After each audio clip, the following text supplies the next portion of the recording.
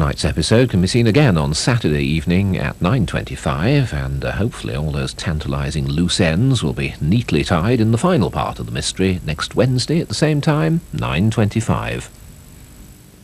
Where Eagles Fly, a special documentary, explores the world of the golden eagle, and the new edition of Radio Times features this eerie assignment. A new 4-part series on BBC Two looks at babies on the edge of life. To be told that you're going to have a premature baby is a tremendous shock. Radio Times visits the special unit where caring is a matter of life or death. Omnibus launches its new series with a dramatised biography of the German painter George Gross. He felt that by depicting crime and violence in an exaggerated manner, art might have a restraining effect on reality. Radio Times sketches the art of hatred Gross developed in Hitler's Germany. And David Hockney, in the first of a new series, Painting with Light, experiments with the extraordinary world of television art and talks to Radio Times about this new paint box of tricks.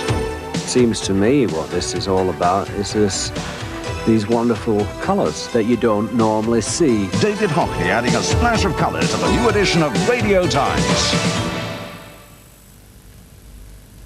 On to Duncan Campbell continues his examination of Britain's secret society by looking into what could happen in time of crisis.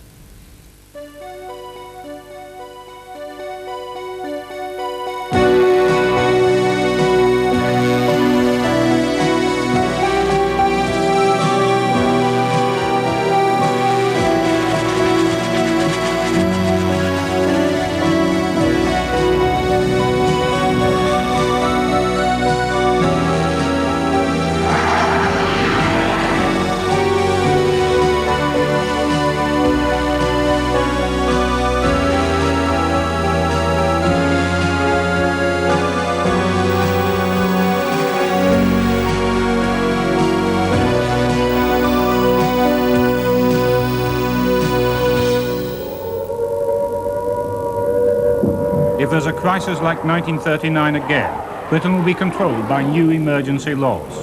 The government won't admit that these laws are already written. They claim that Parliament will be free to decide on the day it happens. This wasn't true in 1939, and it isn't true now. The laws are written and they're secret.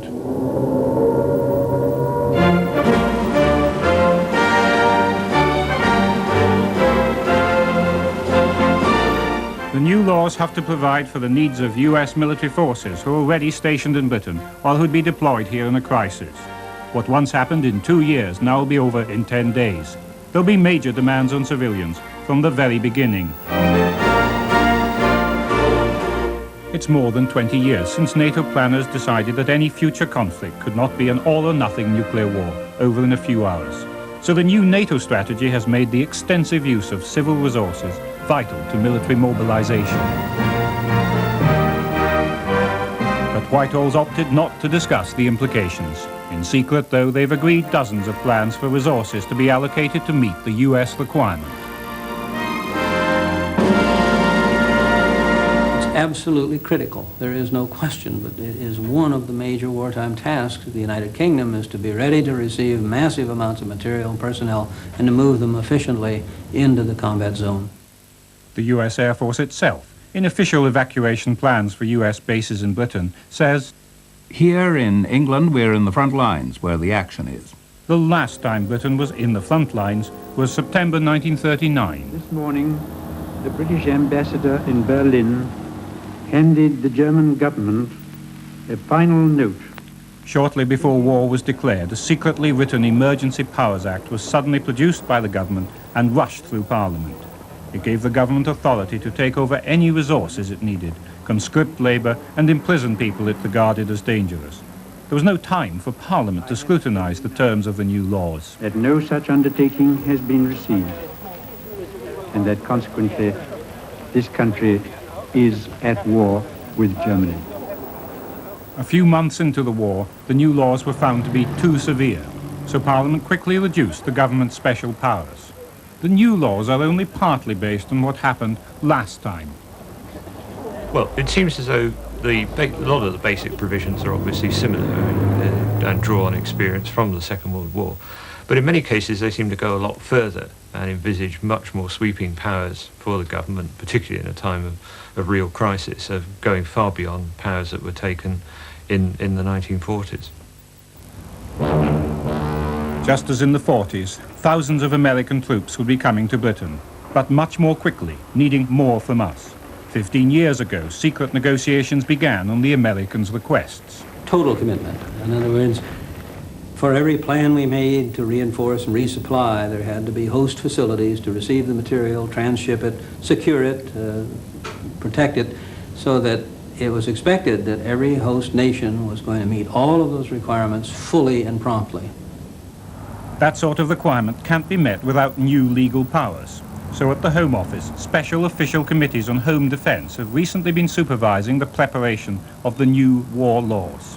In the last 6 years or so, this government has embarked on a sort of major programme of rejigging the whole process and has produced a whole series of new bills with new powers and in different orders and so on, so that the whole system has been modernised and brought up to date.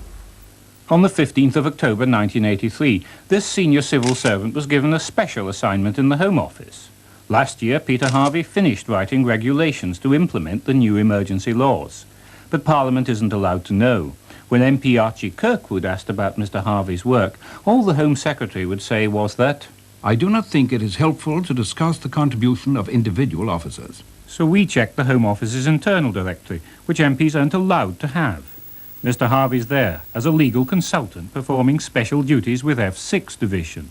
That division's only legal job is war emergency legislation. Number 10 have been equally reticent. The Prime Minister's refused to admit that any draft emergency laws existed, let alone newly written bills. It will be for the government and Parliament of the day to determine the content and introduction of any such measures. It is not a matter which Parliament need address now. But why should the government want to conceal the new laws from MPs? Well, I think they might be somewhat surprised at the degree of power that the government proposes to take, even quite early on in a crisis. Widespread anti-nuclear protests have made war planning a sensitive subject round Whitehall. But we've talked to officials who've seen the new bills. They're already printed and could go to Parliament tomorrow. Today, they're stamped secret. There's going to be 3 bills, the first one to be passed very early in a crisis. It includes controls on public order, selective arrest and internment.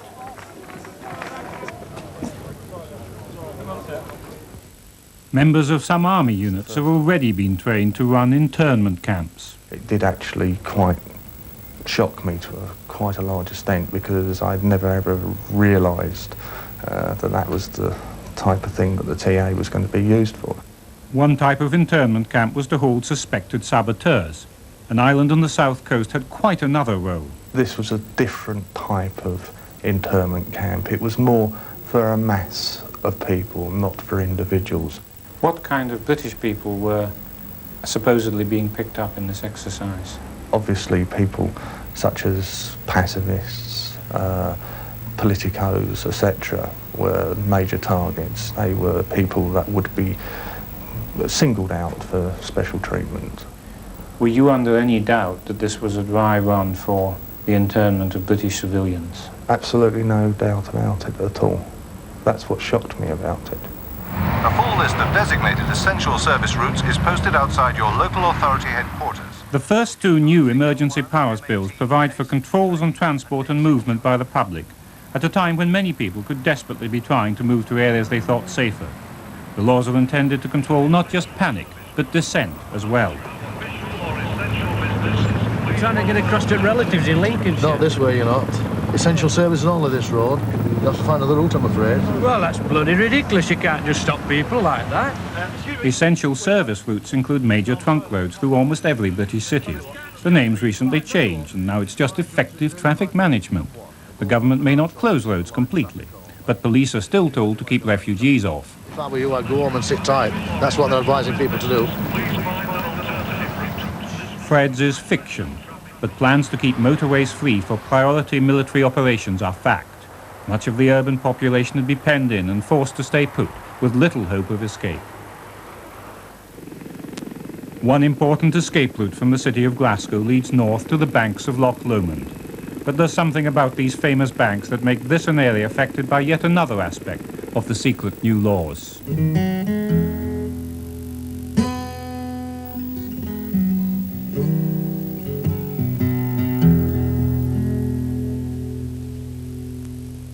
As I walk down Loch Lomond side on a fine spring morning. It's a tourist high spot, but tourists don't expect to find what's hidden in the hills. And came on without warning. By Glen Douglas then I trampled west across the hills to reach Loch Long, and it put my mettle to the test, and in my heart a joyful song. But before my eyes the scene had changed. Man-made structures flanked the hills, caverns grim of concrete grey, and rose so menacing and still. I wondered what these things could be. No reason for them could I find. A change of mood come over me that day upon the road.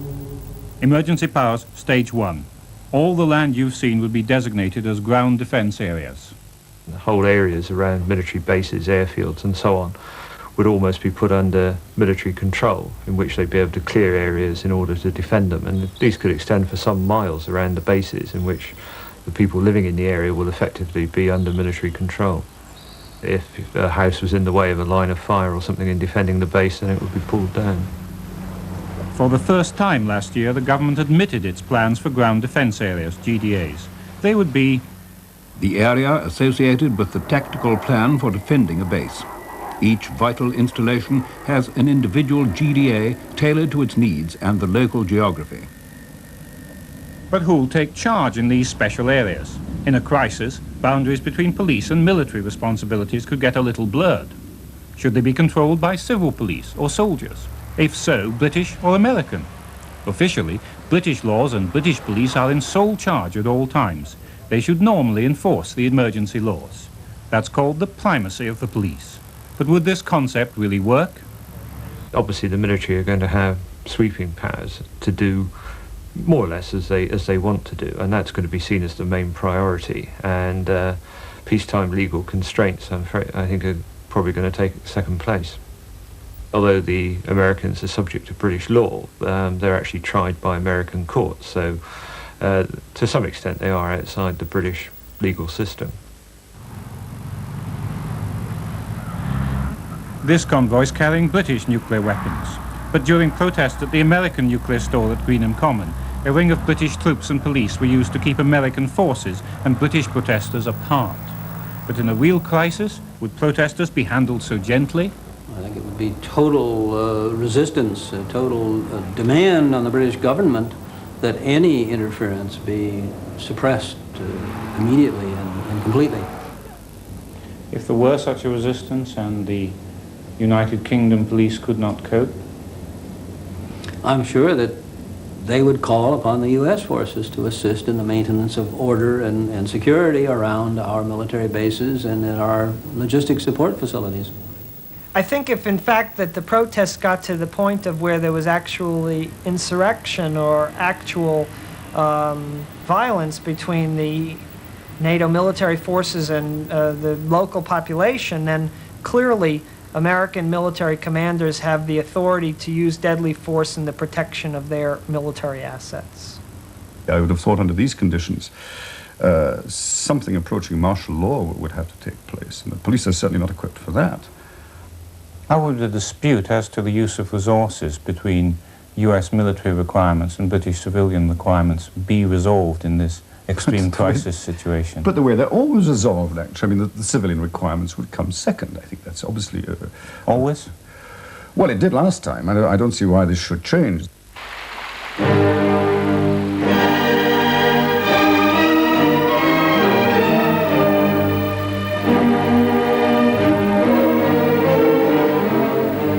The English lakes were one of the venues for a mock mobilization exercise 5 months ago.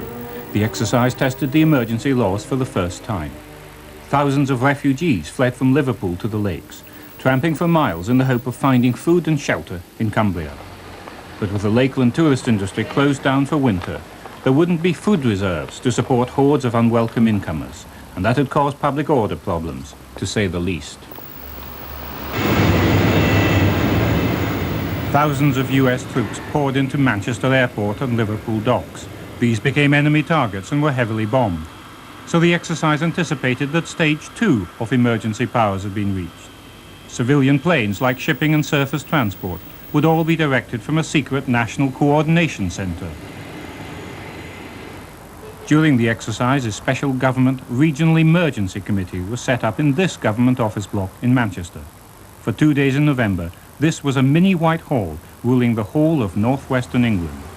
The exercise was only on paper, but there's nothing fictional about the scale of US reinforcements. Something in the order of 75,000 troops moving in the first few days of a combat situation in Europe. And how many coming later? As we mobilize the reserves, we're talking about another 200,000, 300,000, 400,000. Well, I think if most of the British troops go to Europe as currently planned, there would actually be more American troops in Britain than British troops. It would, we all assume, consist of American reinforcements moving in, certainly by air, clearly possibly by sea. Was the second thing, and one's got to assume a cataclysmic situation in Europe, would of course be Soviet counteraction. They're not going just to let these chaps roam around the place entirely unfettered and free. So we would quite literally be the meat in the sandwich. In published information, the Home Office itself says that such military mobilization in Britain would cause major disruption to the life of the country. And this would lead to a situation of shortages of essential commodities and general national emergency. Getting troops to Europe and bringing refugees and casualties back is vital to reinforcement plans. Dozens of holiday ferries will be commandeered. Like other NATO shipping, they'll come under the control of a new international NATO Defence Shipping Authority. So the second stage of emergency powers gives the government authority to take control of every kind of transport: roads, railways, air and seaports. Under a series of secret joint logistic plans, many of these resources are to be taken over on behalf of the Americans. The plans are part of a secret agreement with the United States. The agreement's called the US-UK Lines of Communication Arrangement, US-UK LOC in military jargon. It was signed in London in 1973. Britain agreed to provide the US Armed Forces with supplies and services, including fuel and food.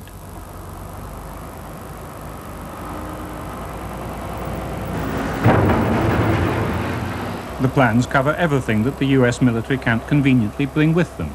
What's needed will, under emergency powers, have to be handed over by the civilian community. We were looking for everything that was necessary to receive the material: ports, warehouses, supply depots, magazines, airfields, and then the ability to identify the material, assemble it into shipments, and to move it on into the battle zone.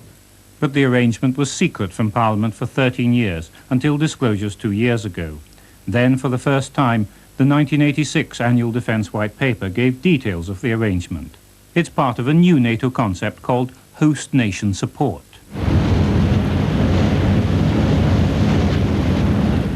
The list includes petrol and oil stockpiles, garages, parts and fuel, cars, buses and trucks. They're all part of what Britain has agreed to provide for US-UK Lines of Communication, or LOC.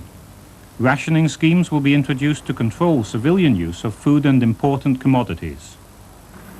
Petrol and oil wouldn't just be rationed. The plans reserve all supplies for government and military use. The plans also cover conscript labor. Thousands of people with many different skills would be needed. You understand that it includes not only government support in the form of police and fire and border patrol and customs, etc., but it includes a wide variety of civilian support. The assumption is that the civilian population is going to be available and ready to support primarily a military operation. These are some of the skills listed and required.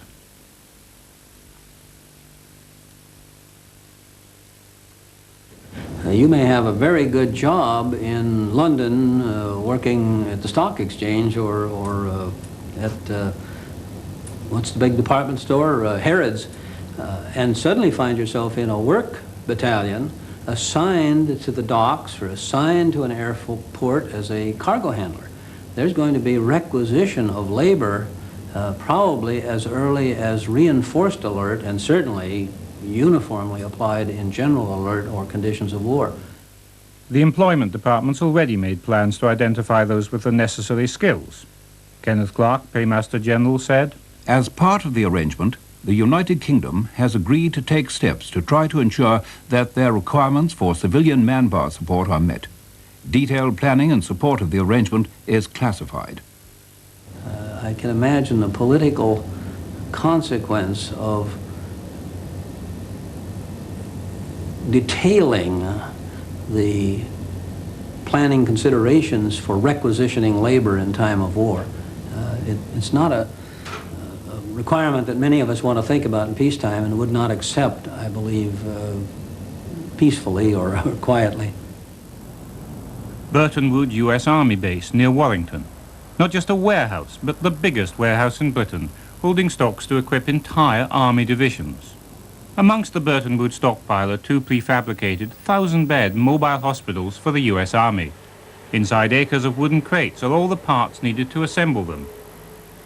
But to put the hospital kits together, Britain has to provide, according to official U.S. information, 182 railroad cars, 28 trailers, and 490 skilled workers. It'll be local people who'll be told to do that work. The mobile hospitals are part of a bigger plan to make Britain a U.S. medical base.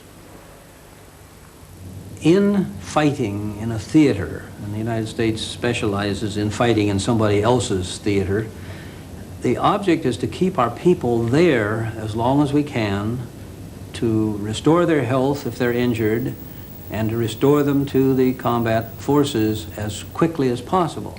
This generates a tremendous pressure on the host nations to provide hospital beds, to provide treatment facilities. In the United Kingdom, we were looking for thousands and tens of thousands of hospital beds so that we could treat people in the zone, in the European theater, and keep them there for the combat forces.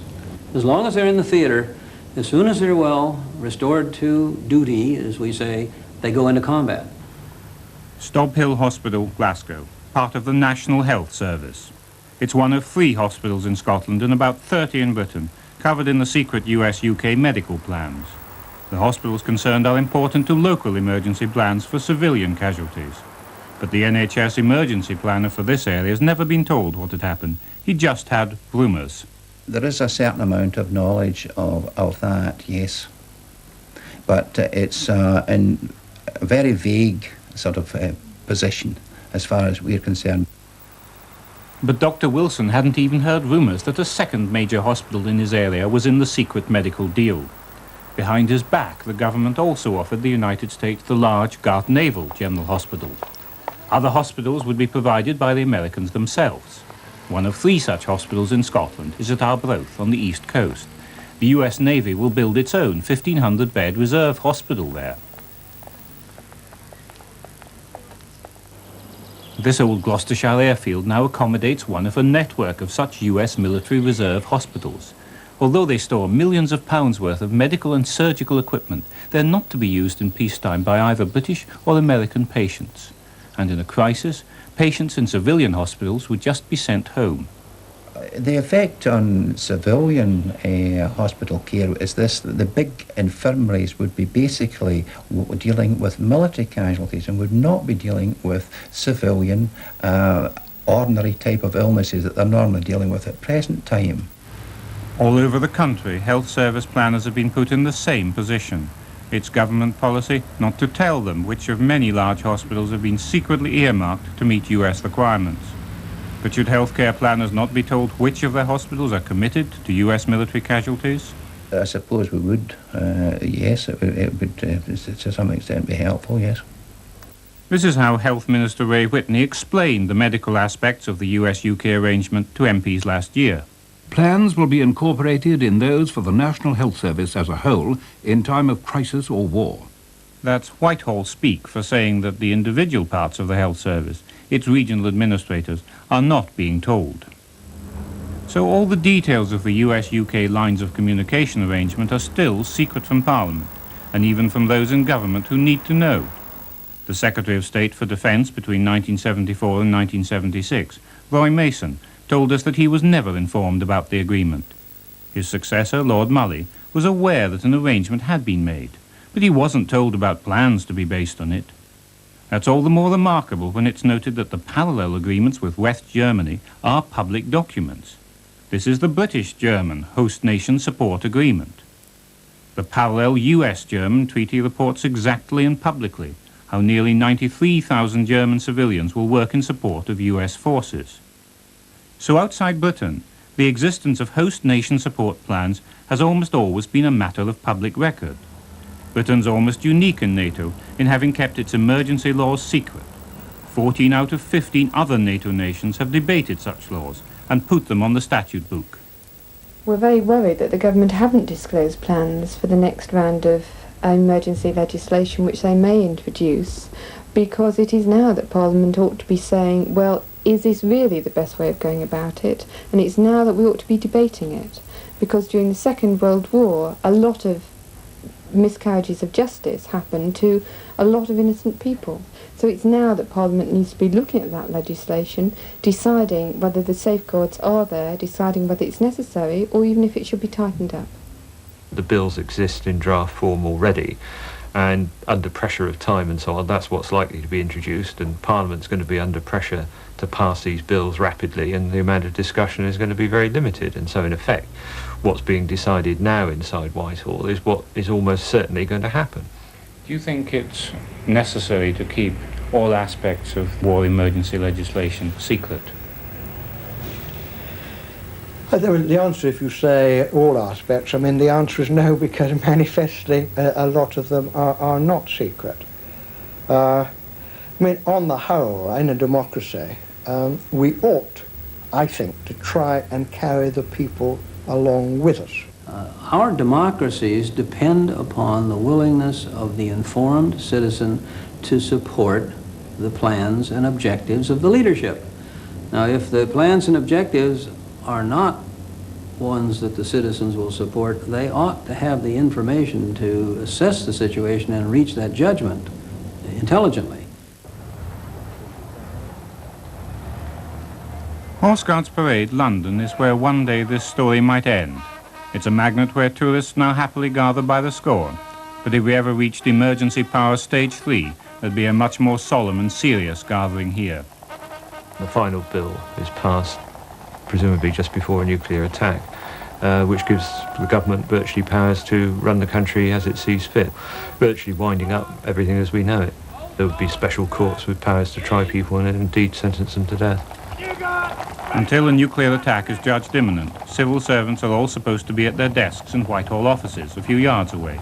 Then a chosen few would be telephoned and told, Operation Chanticleer has begun. They've then to pick up their papers and run here. A convoy of military buses and escorts will be ready to whisk them out of London. With a nucleus of cabinet ministers, they could be soon all that's left of national government if Britain is attacked.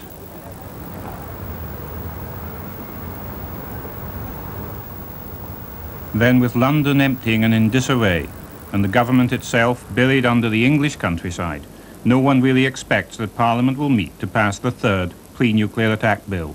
It had just become law by executive decree. Come on, quick, get down!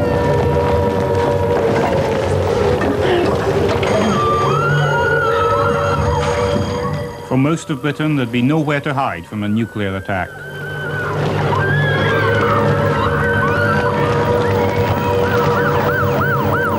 In peacetime, people don't like to think about the ultimate demands of wartime.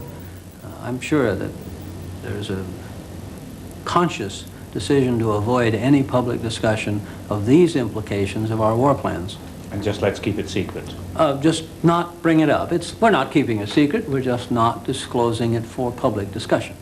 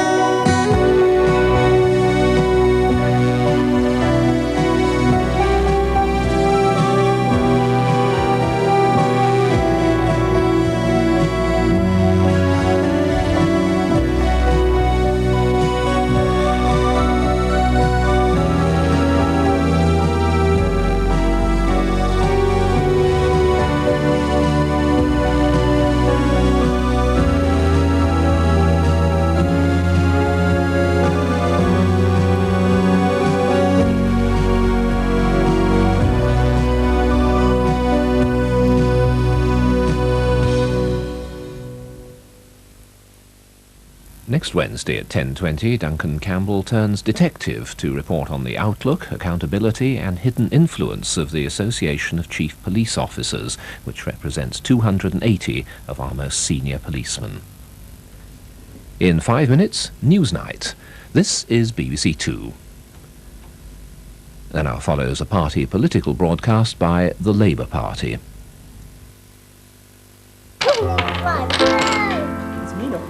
These children have their lives ahead of them. And as they build their future, they'll occasionally need a helping hand. Everyone does. That's what any government is for. Through their early years, they need a good education to give them a flying start.